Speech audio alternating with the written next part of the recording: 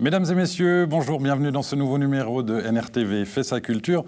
Au programme cette semaine, des vitraux et une performance artistique. Quant à nos deux invités, Anne-Catherine Schneider et François Thury, ils nous parleront des impressionnants locaux pour artistes qu'ils proposent. Ah, et toi, bonjour à tous les deux. Bonjour. Ce lundi après-midi, nous étions à Morges, à 2 pas de la gare, où des techniciens s'activaient à déloger un vitrail datant du début du XXe siècle et dont les motifs ont intéressé le musée du Léman. Nous avons fait une petite visite sur les lieux et avons rencontré le conservateur du musée du Léman.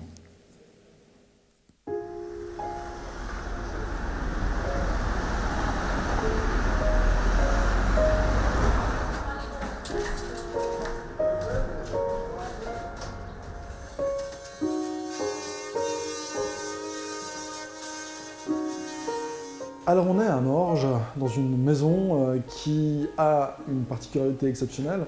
C'est 2 vérandas qui ont été faites en vitrail, comme on voit derrière moi, par l'atelier Pierre Cara qui était installé à Lausanne en 1908. C'est un des plus grands ateliers de création de vitrail à l'époque. Et c'est une des 2 plus belles réalisations qui restent. C'est vraiment le lac comme on le représentait en 1908 sur les cartes postales, sur les gravures, sur les tableaux et autres.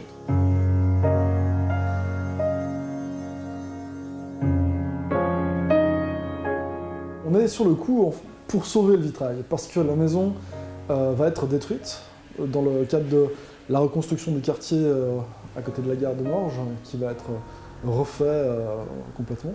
Et cette maison, elle va être détruite. Et pour sauver le vitrail, eh bien, on a décidé de l'acquérir pour le musée du Léman.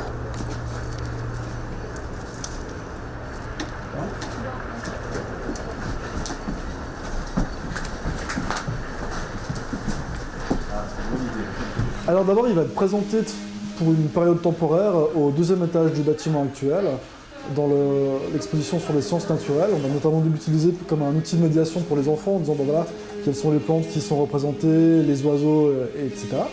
Et puis après, quand on aura notre extension, eh bien, on lui trouvera une place de choix, probablement également encore dans la maison historique, mais de façon visible aussi de l'extérieur.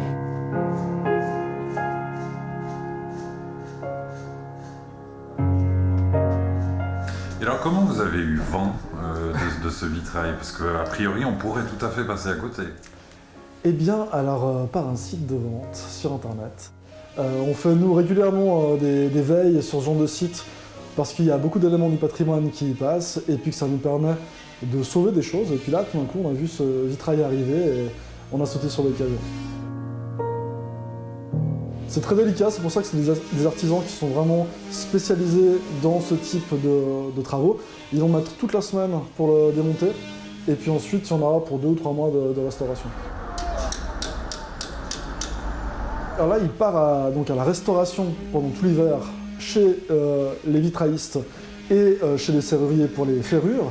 Et ensuite, ils vont venir le remonter dans le musée du Léman au mois de mars, et on l'ouvrira au public début avril.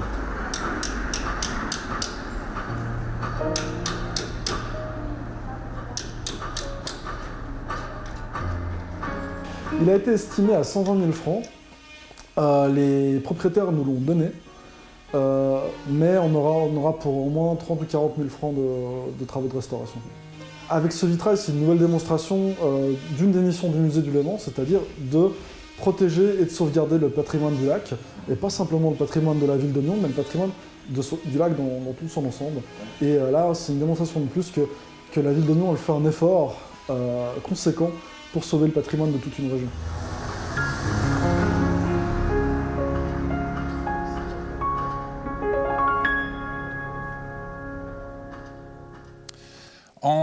En juin 2016, NRTV vous parlait d'une performance participative, Le Fil, qui se déroulait dans les quartiers de la Redoute Ettra. Une performance signée Bonsoir la compagnie et qui demandait l'engagement des habitants du quartier. Dimanche dernier, les acteurs du projet se retrouvaient à l'usine à gaz pour clôturer le projet autour de la projection d'un film qui retraçait les événements. Bilan avec la créatrice du projet Marie-Aude Guignard et Pierre-Yves Schmitt de l'usine à gaz qui avaient coproduit la création. Salut. Allez, tout va bien?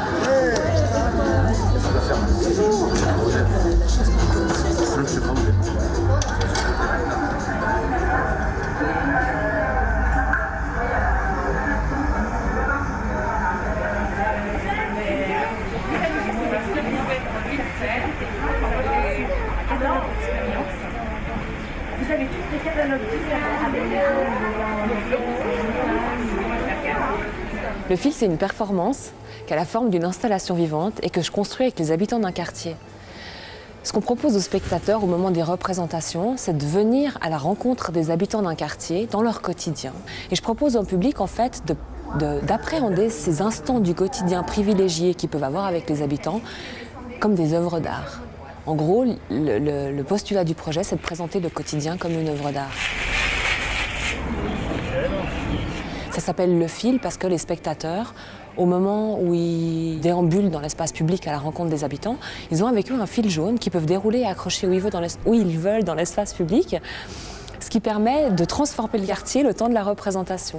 C'est-à-dire que quelqu'un qui n'aurait pas participé au projet, ni en tant qu'acteur, ni en tant que spectateur, en passant dans le quartier, il va voir des fils jaunes et il va voir que quelque chose de spectaculaire a eu lieu. Moi, ça fait un moment que j'étais dans la logique de travailler sur des spectacles hors les murs. Et je suis tombé sur ce spectacle, j'ai été voir à Yverdon, qui se jouait dans des quartiers à Yverdon. Et c'est suite à ça que j'ai décidé de le proposer à Nyon, en collaboration avec le service des affaires sociales, dans un quartier de la ville. Déjà? Oui. Alors dépêchons-nous. L'édition 2016 à Nyon s'est passée dans les quartiers La Redoute et l'Étrat. Et donc, c'est une édition qui a été créée sur une invitation de Pierre-Yves Schmitt, de l'usine à gaz, directeur, qui avait participé à l'édition 2015 à Yverdon et qui nous a invités à créer le projet ici. C'est grâce à lui que la prod s'est montée. C'est pour les jeunes, parce qu'on rend du... La dimension participative de ce spectacle, la dimension médiation culturelle qui est très à la mode aujourd'hui, c'est-à-dire d'aller un peu chercher le public ou des publics où ils sont et pas de les attendre juste entre nos quatre murs. C'est aussi une dimension très, très importante. Et c'est des challenges, des enjeux qui sont intéressants. Et après, on prend ou un pot ou une bouteille en place, auquel on fait des trous pour que l'eau puisse s'évacuer. Et on met de la terre, à peu près aux 2/3 du pot. On dispose les graines dessus, on rajoute de la terre. Et après ça, on leur met évidemment de l'eau. Ouais, j'étais vraiment très contente de ce qu'on a réussi à créer. J'étais contente des scènes qu'on a eues, ces scènes du quotidien qui ont été choisies par les habitants. C'est toujours assez émouvant quand même de pouvoir voir que ça se fait et puis que ça marche, quoi.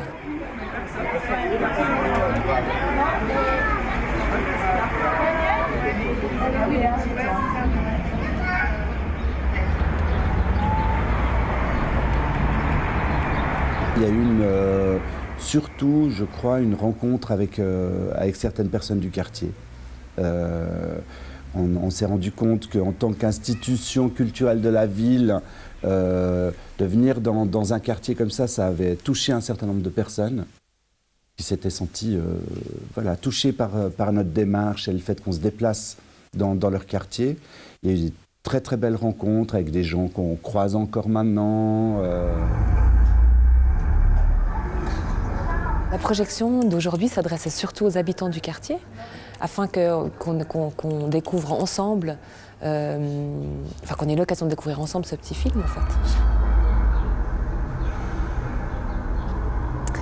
Une expérience super enrichissante, vraiment. On a passé une journée superbe. Et puis on a pu aussi, à travers les gens qui ont ouvert leurs portes, découvrir leur monde et puis leur savoir-faire en tout cas. Je re-signe volontiers si de nouveau ce genre d'événement qui se présenterait à Nyon ou ailleurs.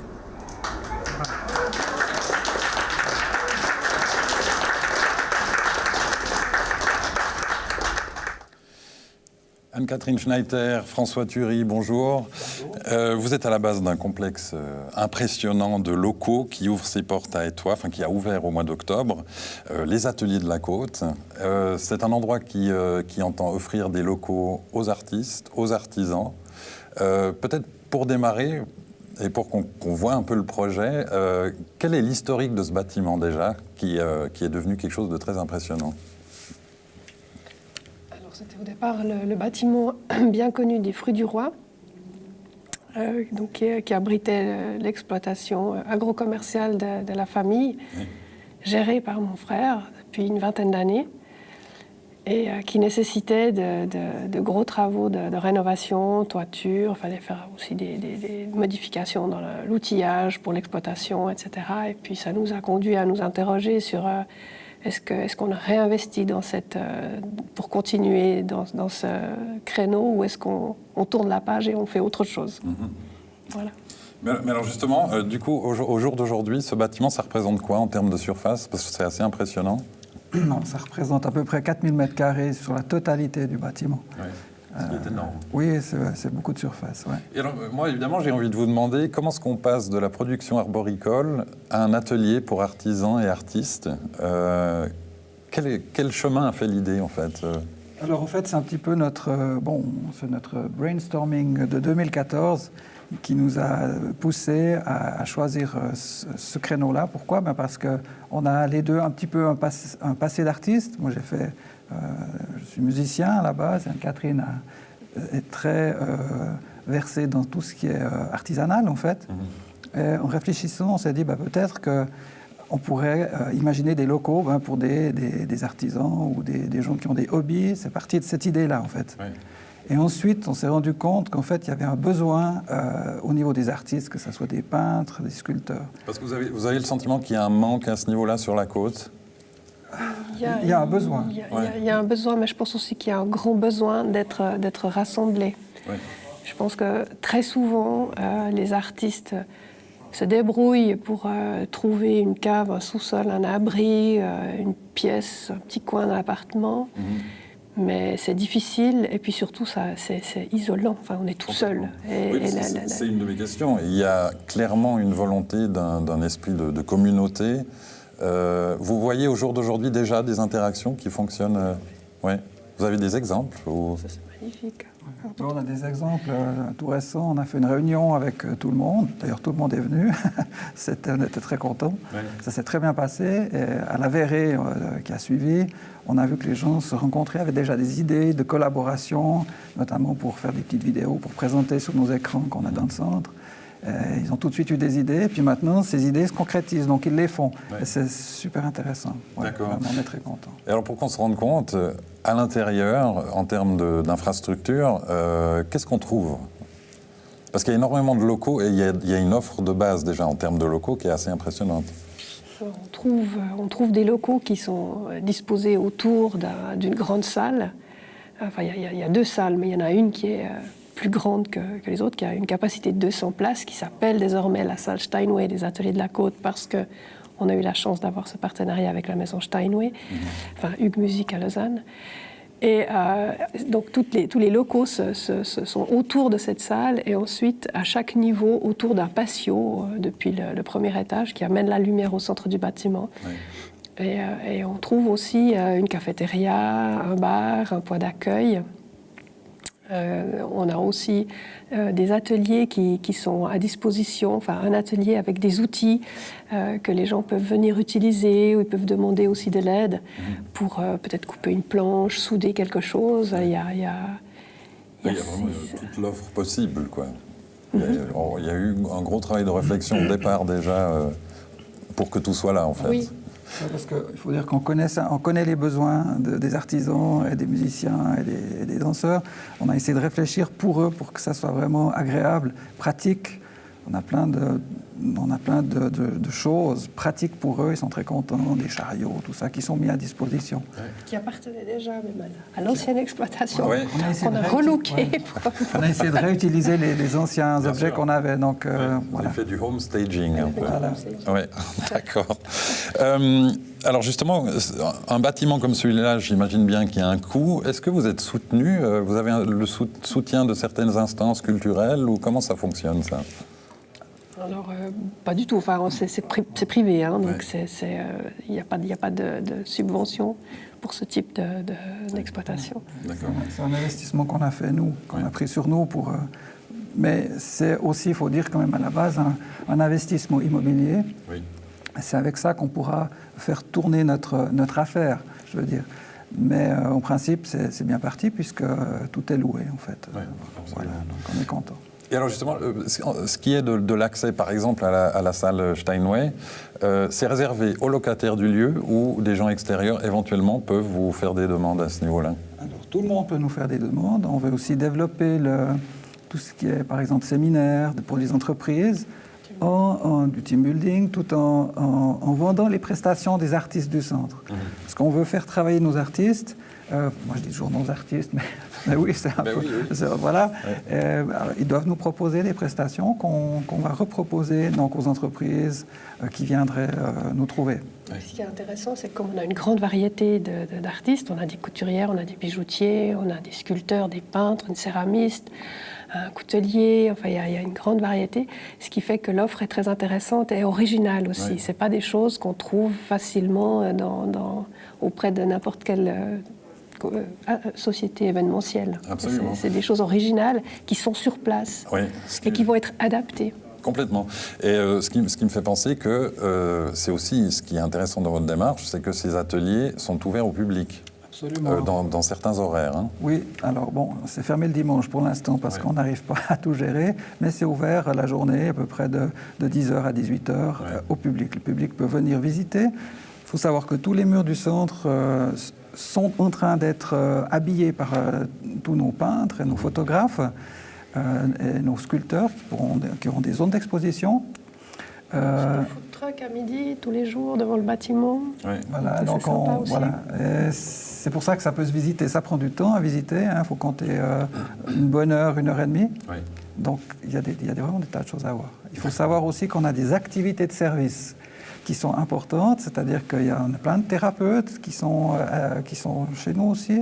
On a un atelier de sérigraphie, un copy shop, et on a, ce qui est important, je tiens à le signaler, des box complètement insonorisées pour les musiciens. Ouais. Pour les musiciens de jazz, de rock et même, pourquoi pas, classique. Hein. Oui. À des tarifs d'ailleurs assez intéressants, on peut le Très dire. intéressants, qui sont louables à l'heure Ouais. et qui sont équipés avec batterie et sono. Voilà. D'accord. Donc vous le disiez, pour l'instant, on peut dire que c'est complet. C'est complet, C'est complet. mais je trouve aussi important de savoir que les ateliers peuvent être partagés, ça se fait déjà pas mal. Des personnes qui démarrent leur activité se sentent plus en sécurité en se disant ben voilà, on est deux au moins pour ce local, c'est intéressant.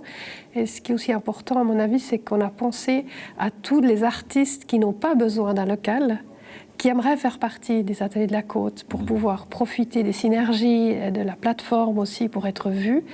Ils peuvent devenir amis du lac, donc amis des ateliers de la Côte, avec une cotisation annuelle et bénéficier de beaucoup d'avantages, notamment d'être sur les écrans, de pouvoir aussi nous proposer des prestations et de pouvoir aussi nous proposer même des objets pour la boutique, etc.